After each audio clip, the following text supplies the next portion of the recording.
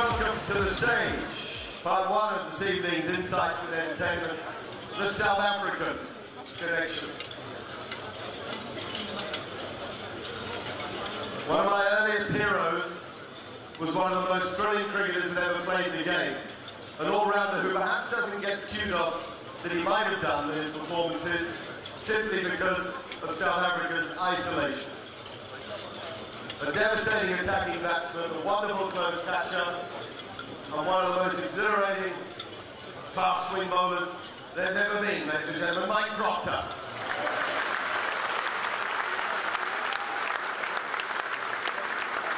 And while we're waiting for Mike Proctor, keep the applause going. Keep the applause going for a man who should have played Test cricket, wasn't able to because of that isolation. One of the most formidable all-round cricketers of them all, Clive Rice.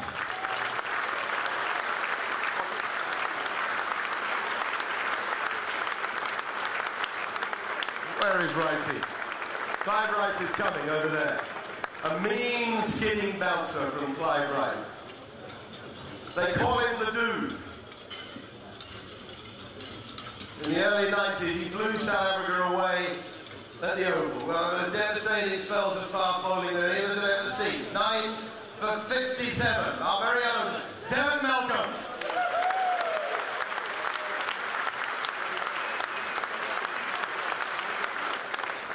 And definitely not least, just last of this four, a groundbreaker in more ways than one. One of the most beloved cricketers of his or any other time, Makhaya Ntini. Great to see you, my friend. Lovely. Lovely. You guys all right? Share it. Are you well? Hundreds. Hundreds? What, hundreds and thousands? Just happy. Pleased to be here. Absolutely. Standing in the same corridor as Michael Holding and John Garner and company. Can never be better. Clive, I've been going to ask you about it. I mean, a man who isn't here tonight, a lot of our West Indians know, but some of us may have forgotten. Sadly, he's passed on. Didn't play enough test matches. Was as frightening as anyone. We talked a little bit about fear at the start of the evening. You played a lot of cricket with Sylvester Clarke. Good, and I was delighted he was on my side. Something almost Colin Croft mean-like about Clarkey. You know what? Crofty was mean, but Clarkey was seriously mean. You know that when he threw the one and he hadn't picked it up coming from his ear, that was coming very fast indeed. And because it was coming in at you as a right-hand batsman, there was nowhere to hide. He went first with a rebel tour to play in South Africa, and then Clarkey stayed and played in that very strong competition in South Africa, in the Curry Cup, and played with Clive for the Transvaal. Crocky, the Transvaal were always your enemy because you played for different states, but you better tell us about your action first, I think, because it's as unusual as any's ever been. Perfect action. So they say. It was very natural, and I think I started off as a young cricketer more as a batsman and a bit of a wicket keeper and a bit of off-spin bowling, and you know, in the nets, I used to bowl a bit of seam as well, just to make a bit of difference. And I think the coaches had one look at me and they shook their head. They're not going to change anything in that action. And over the years it developed, and the first time I saw my action was actually having played against Australia in 66, 67. And we went to movie time in South Africa. We didn't have TV at that stage. And I had a look at this thing bowling, and I couldn't quite believe the action.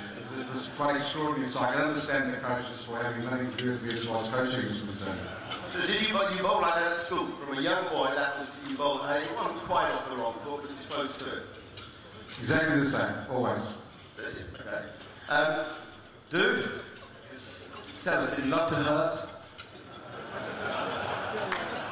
Sometimes.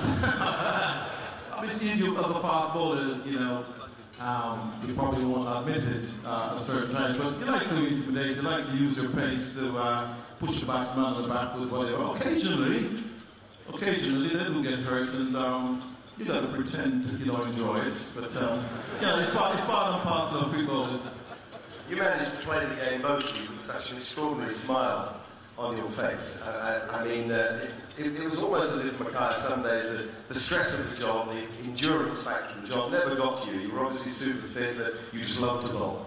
Yes, indeed. It was one of the things that I've learned, you know, that for you to maintain and stay long and play the long play, you know, I think the training was one of the most important parts.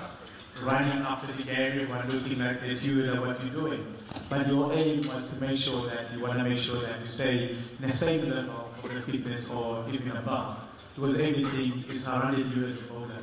Because everyone who turns around and look at you and say, can you bowl again? And then those are kind of things I always enjoy because I want to make sure that I keep on hitting, as they say, and I keep on taking wickets as much as I could.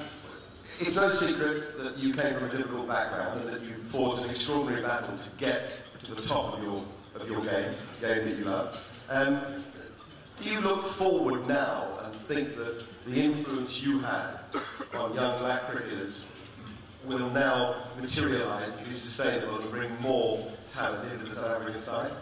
Yes, without a doubt, you know, and then I think we have so much, you know, rich land in our country as South Africans. And then I know that to go to the outside of Lights, which is the towns and all of that, you go back to the deep end of the rural areas where we were found. And I think that role has to come. I have to have that enthusiasm as well to make sure that I go and dig and bring them even more than, you know, that we have as a black creators. And then nowadays, they're so much fortunate that every single child, you know, they get given everything for free. We had to work. We had to make sure that in all respect, you know, that we get given things that we can use it, and that make us proud, you know, as a black cricketers, and we can see by the lack of my Proctor, Mr. Clive Rice, you know, that they're making sure that we always being close to them, and then they give us the food that we love, which is playing cricket.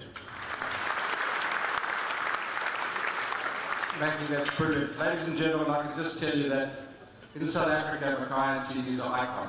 And I've been fortunate enough to go and do some coaching in a rural school where they haven't played cricket, never in their lives. A primary school, ages from 6 to 13. They haven't seen the television. They actually haven't got a clue what cricket's about. 80% of them arrive at school with no shoes. And we started playing cricket, and they're having fun, and it's a social obligation, which is very important. But, mention Makhaya Ntini, they know Mackie. Mackie, you're an icon. Thank you very much. I must ask you, Clive,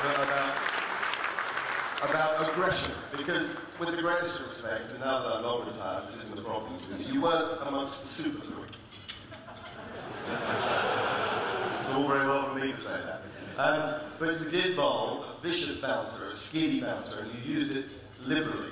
In fact, to be honest, you love bowling that effing bouncer.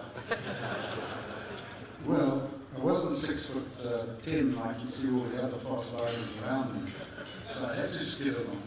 And probably I was lucky enough that I could bat and I could play a bouncer.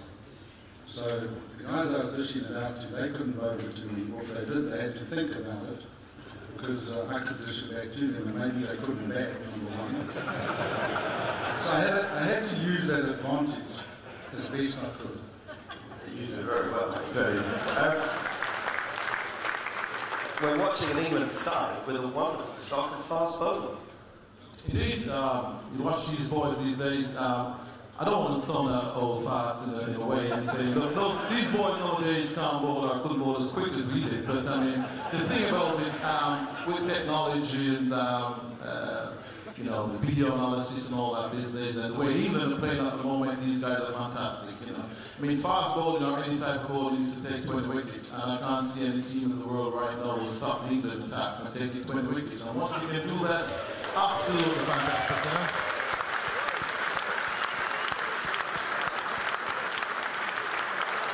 Plus, I must admit, this is a fast bowler's do, but I got to take my hat off also to Graham Swan. Never since Lanka, you've had off spinner who can actually bowl side outs as well. And with the depth in not only fast bowling, you got a spin bowler, genuine off spinner who can take wickets now and win games. I tell you, England going to be on top for quite a while to come with us. They're getting soft. Yeah, that's great. But there's one trick here. South Africa touring next summer. Battle test. Yes. You know what? I mean, take for example the summer we just had. I mean, when Sri Lanka toured here, I said, well, you know what? The Sri Lankan series is going to be good, but you know what? I'm really looking forward to the Indian series. And the way the England boys treated India this summer, I said there's no team going to be for the next 10 years. I believe going to be able to stand up. And you know what? To be honest, behind England, you know, you've got a couple of fantastic fast bowlers here. You know, Steyn, one of my favourites, but I promise you, our batters also well equipped. So we'll make runs and we bowl you guys up.